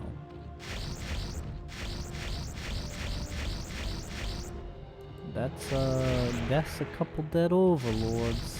Well, the Hydras are coming out now, so they should be able to save this one. Looks like the Corsair will get picked off. Oh no, it'll run away just in time. And just keep the harassment on. They know the Hydras are out now, so yeah, the Citadel is a little late building up Corsairs in the main there. No Spire, so no risk of Scourge or anything like that.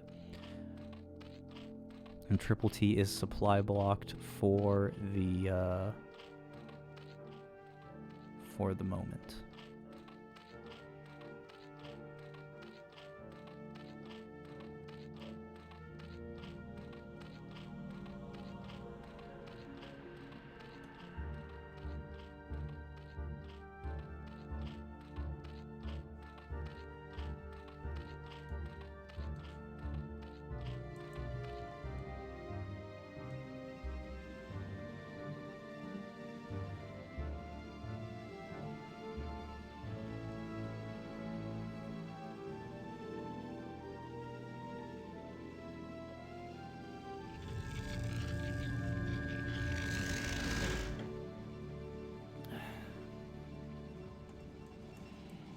that's a lot of zealots.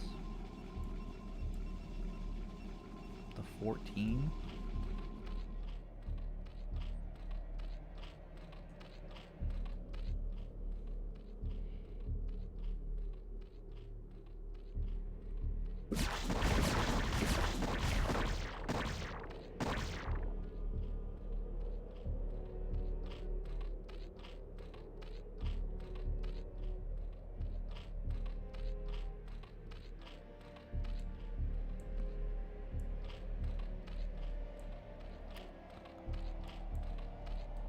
Okay, RabbitRoo has finally moved out to the natural. They have enough zealots to do that pretty safely. Like, even if Triple T moves out with their hydras, like at a certain point, zealots kind of, they're good enough.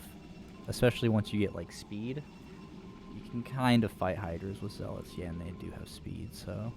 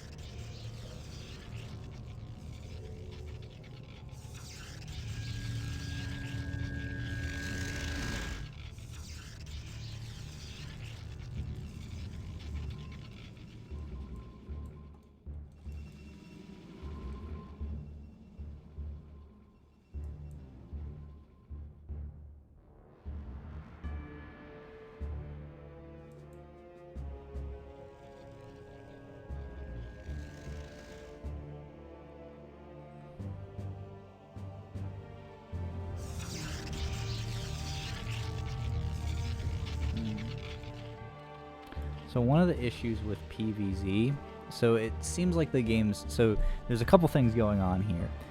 For one, if the Zerg is on 2 base, the Protoss can be on 1 base, and that's fine. And the fact that like the Protoss is now getting their 2nd base out and the Zerg hasn't gotten their 3rd, that's pretty good for the Protoss player. One of the reasons why like Protoss has to fast expand in this matchup is because Zerg gets their 3rd for free in pretty much every possible like timeline variation. But usually when you do like a 10-12 gate or something like that, you can threaten enough pressure that the Zerg doesn't get their 3rd base for free, and so you can stay on your 1 base for a lot longer. However, so the fact that like Protoss has their 2nd base up, Zerg is getting their 3rd, but there's a lot of zealots out on the map, so theoretically you could move out and punish it, and then if the hydras move the counter to the zealots, you have enough corsairs to threaten the overlords. But the second thing that we're kind of seeing an issue with, though, is that Triple T has the supply advantage, which basically should only be happening if you're like 30 minutes into a game and a Zerg has won. Zerg supply, pound for pound, is like 50 times more efficient than Protoss supply, so being even means the Zerg is ahead. Being ahead as a Zerg means that you're far and ahead, like you're winning 100%. Now we do see like the army, this engagement was pretty rough. A lot of the hydras kind of ran out. Now the big thing here that we're going to watch for is the High Templar can get good storms off. And that's also the thing, is you also have to micro against zealots. So earlier when I was saying that zealots, especially with speed, can fight hydras pretty effectively, that's what we're seeing right here, is that once the zealots actually get on top of the hydras, they tend to kill them extremely quickly, because zealots are just really beefy like that. The main issue comes from like the mass of hydras, right? And because like there was half the army kind of out here on the side, there wasn't like the DPS critical maximum to melt through the zealots that Triple T would need. Now, to say that, they took a pretty rough engagement there. Their hydra count was kind of reset, but they still have a supply lead, they still have a worker lead, and they're getting their 3rd base up, so they're evening out back on the macro thing. RabbitRoo had a window there where they were going to be ahead on the macro because they were going to be a 2-base Protoss versus a 2-base Zerg. But now that Triple T has their 3rd base back up, they're back to like that being in equilibrium. And like Triple T having the worker advantage, having the supply advantage, that's going to be really bad for the Protoss, basically. especially if RabbitRoo doesn't like replenish their Zealot bulk. Actually, it also even looks like their High Templars were picked off. So if they lose the High Templar, if they don't resupply their High Templar in the time that it takes Triple T to move these Hydralisks into the natural, then yeah, this kills the Protoss right there.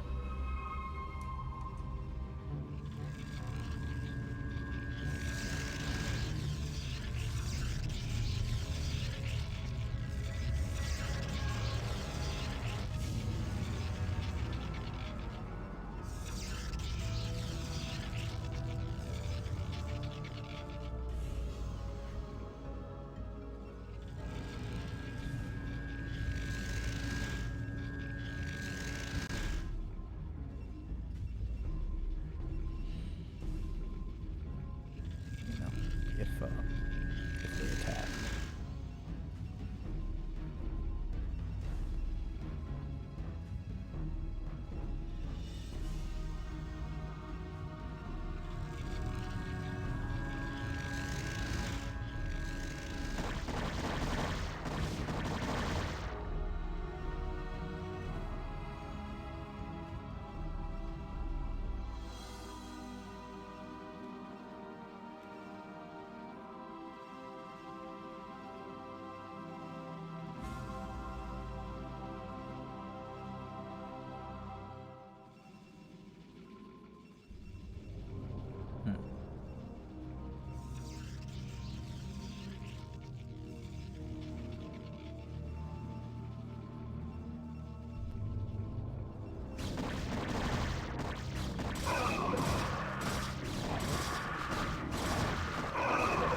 The attack, we have the critical mass and great Hydra arc to start melting through the Zealots, and once the Zealots are melted through, the Hydras do deal full damage to the Dragoons, and we're going to get on top and completely kill them, and then the third Photon Cannon. That looks like that is enough for a GG here. Come on. Breaks the Photon Cannons, and RabbitRoo GG's. And that is going to be one win on the board for Triple T in our last match of the day. And, yeah, we'll move on to our second game here. Remember, Triple T was voted the most improved player, so they stayed winning. Second match is going to be on Goodnight 1.31, our final, potentially our final game of the day. But it will come down to if Triple T has their second game go like their first game, or if RabbitRoo brings up some aggression, some fighting spirit. That's another map name. In the bottom left of Goodnight, we have Triple T spawning as the dark green Zerg Brood versus their opponent RabbitRoo spawning as the red Protoss tribe in the bottom right of Goodnight.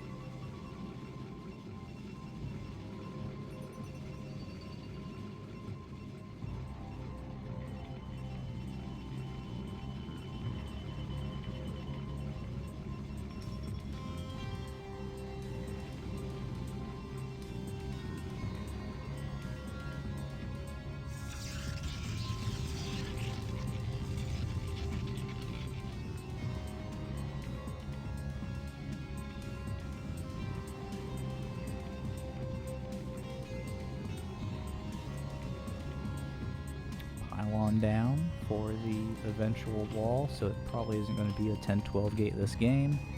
And with the return, we'll see if RabbitRoo goes for gateway expand. He's going to do a forge expand. That's usually the most common type. I personally, big fan of the gateway expand, but if you're a new player, especially like playing in tier 3 and you're not sure about like that build, or like about which build to do, doing the forge expand is a lot safer and probably much more recommended.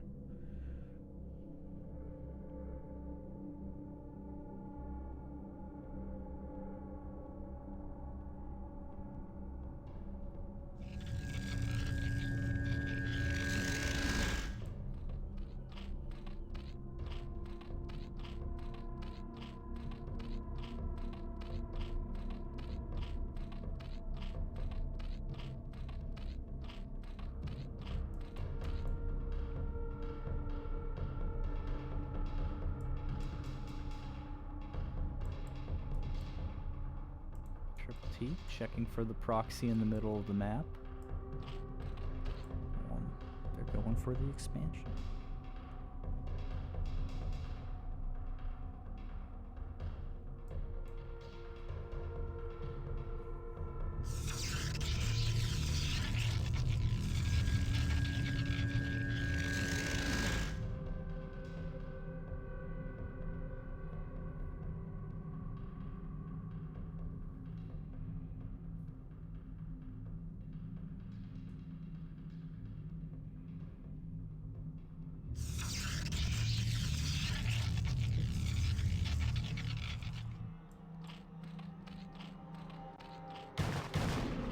Gets in the main and dies.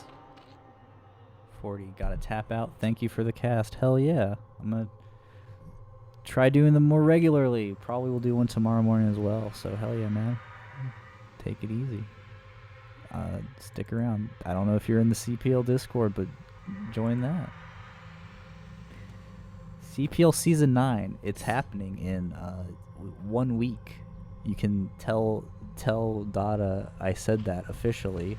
It's not if it actually don't. Holy shit, I'm gonna get my casting privileges revoked.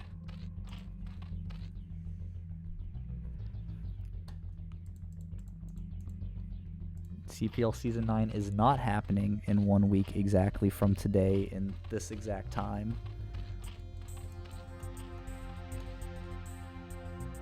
But actually not.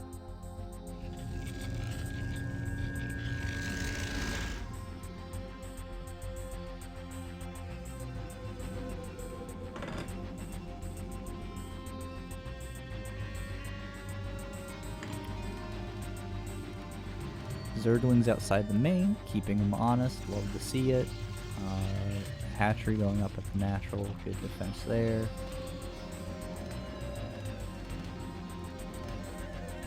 Yeah. Pretty stock standard stuff.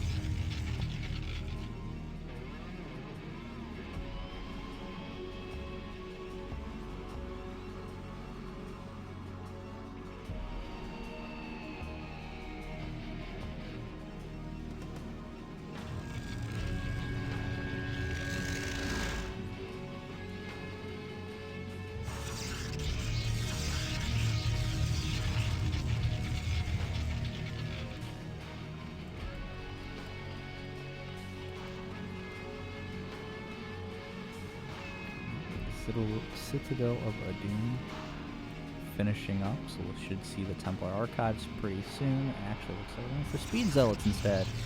The RabbitRoo should also have the minerals for Templar Archives to get the Storm Boys out.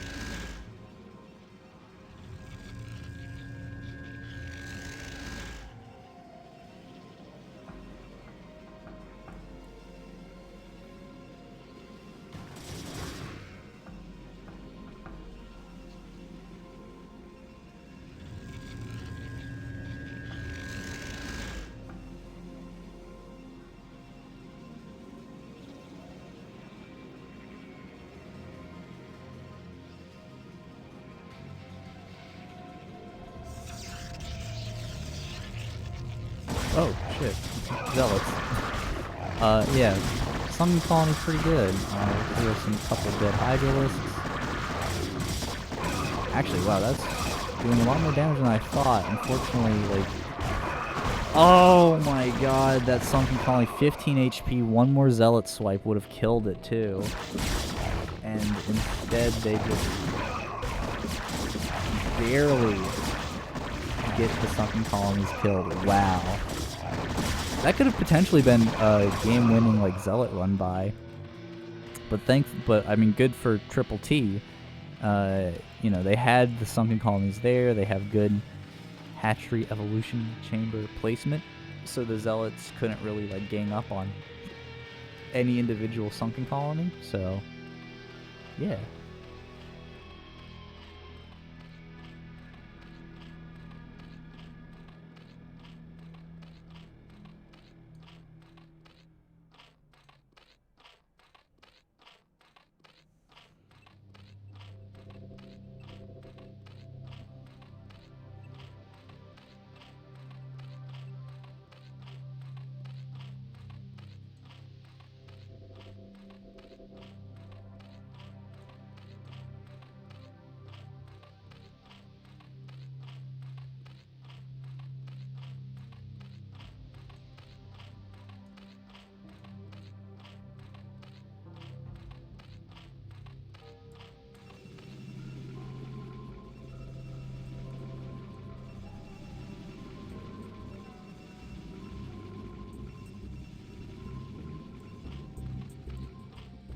Templar Archives, about halfway done.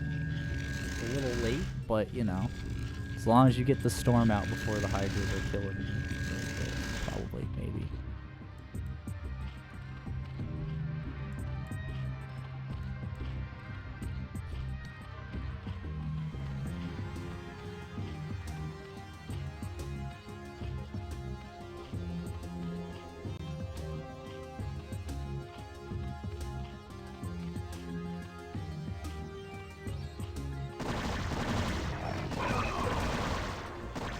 Comes the next. Yeah, that's oof. Don't that. Ooh, ah. Oh no. Oh no.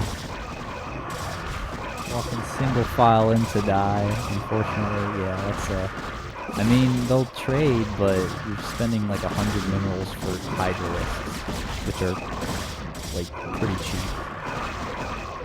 Oh no, they just keep coming. Don't do this. RabbitRoo, you had so much to live for. You had so many Zealots. You had such a nice army back here. You didn't have to do this. That's an unfortunate move right there. Ooh. Well.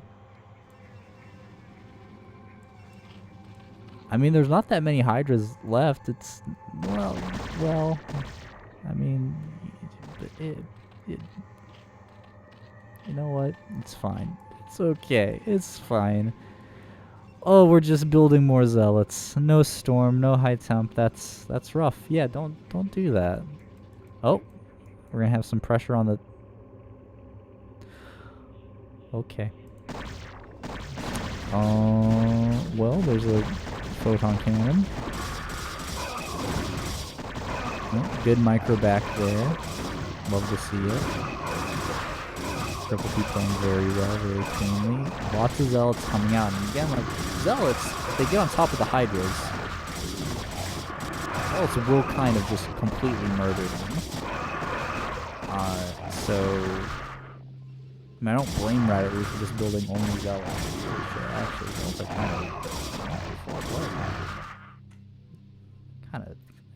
kind of beefy. Pretty good fight there for RabbitRoo.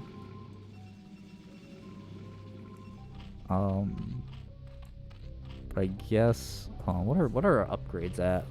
Okay, so we're about to have 1-1 on the Hydras, and the Zealots are about to be at 2-0. We're halfway to having 2-0. They're at 1-0 right now. Oh no, he's gonna send more Zealots to just die. Well, nope. If they go to the third, they'll probably be able to deny it pretty easily. It looks like that's what they're going to be doing. So that base is not going to get finished in time. So Triple T will probably probably win pretty easily.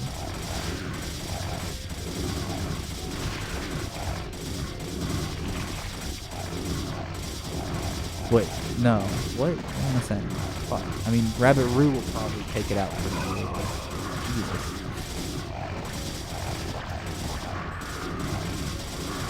Go at Mosh Pit, Storm Larva.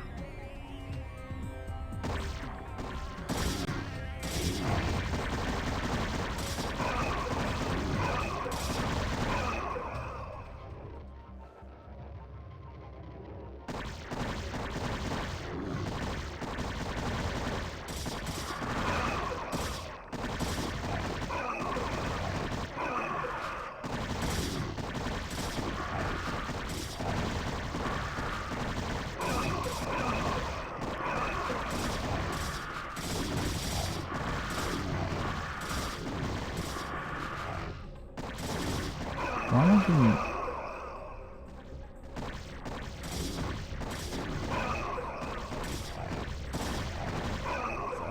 Yeah. Why am I getting, like, weird deja vu about this game? Then he GG's, and he wasn't even... Wait a minute, hold on. Hold on, did I cast this game already?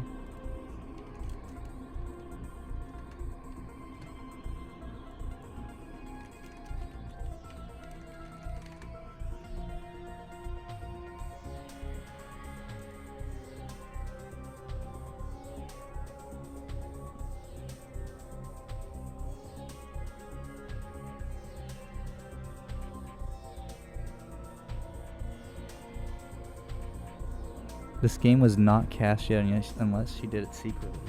That's so weird. Why am I getting...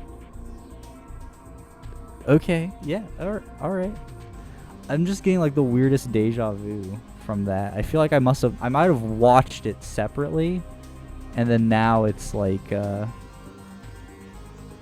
okay, Triple T wins. It's a glitch in the Matrix. Yeah, no, I'm like... really weirded out. I swear I've like cast this before because like I can almost vividly remember like, yeah, oh yeah, hold on, he moves zealots across the map, he GG's, and then we're confused for like 3 minutes about why he did that. Okay, Triple T takes it 2-0 over RabbitRoo, securing the Korean Mechanics their tier 3 win in week 1. So we clap for them. All right. And that's the week. That's the cast. It was a really short week. I picked it because I have to go do other stuff today. So, oh yeah, thank you for watching. If you aren't in the CPL Discord, you should join the CPL Discord. Season 9 is just around the corner. It's coming up. Dada has personally confirmed it to me about the release date for Season 9. I can't tell you. It definitely isn't in 30 minutes after this cast is over. That's the truth, actually. But if you go to CPL chat and then you go to the general text chat and you say, hey, I heard CPL 9 is willing is right around the corner, and then you just at Dada 3 times in a row, he's legally required to tell you the day that it starts.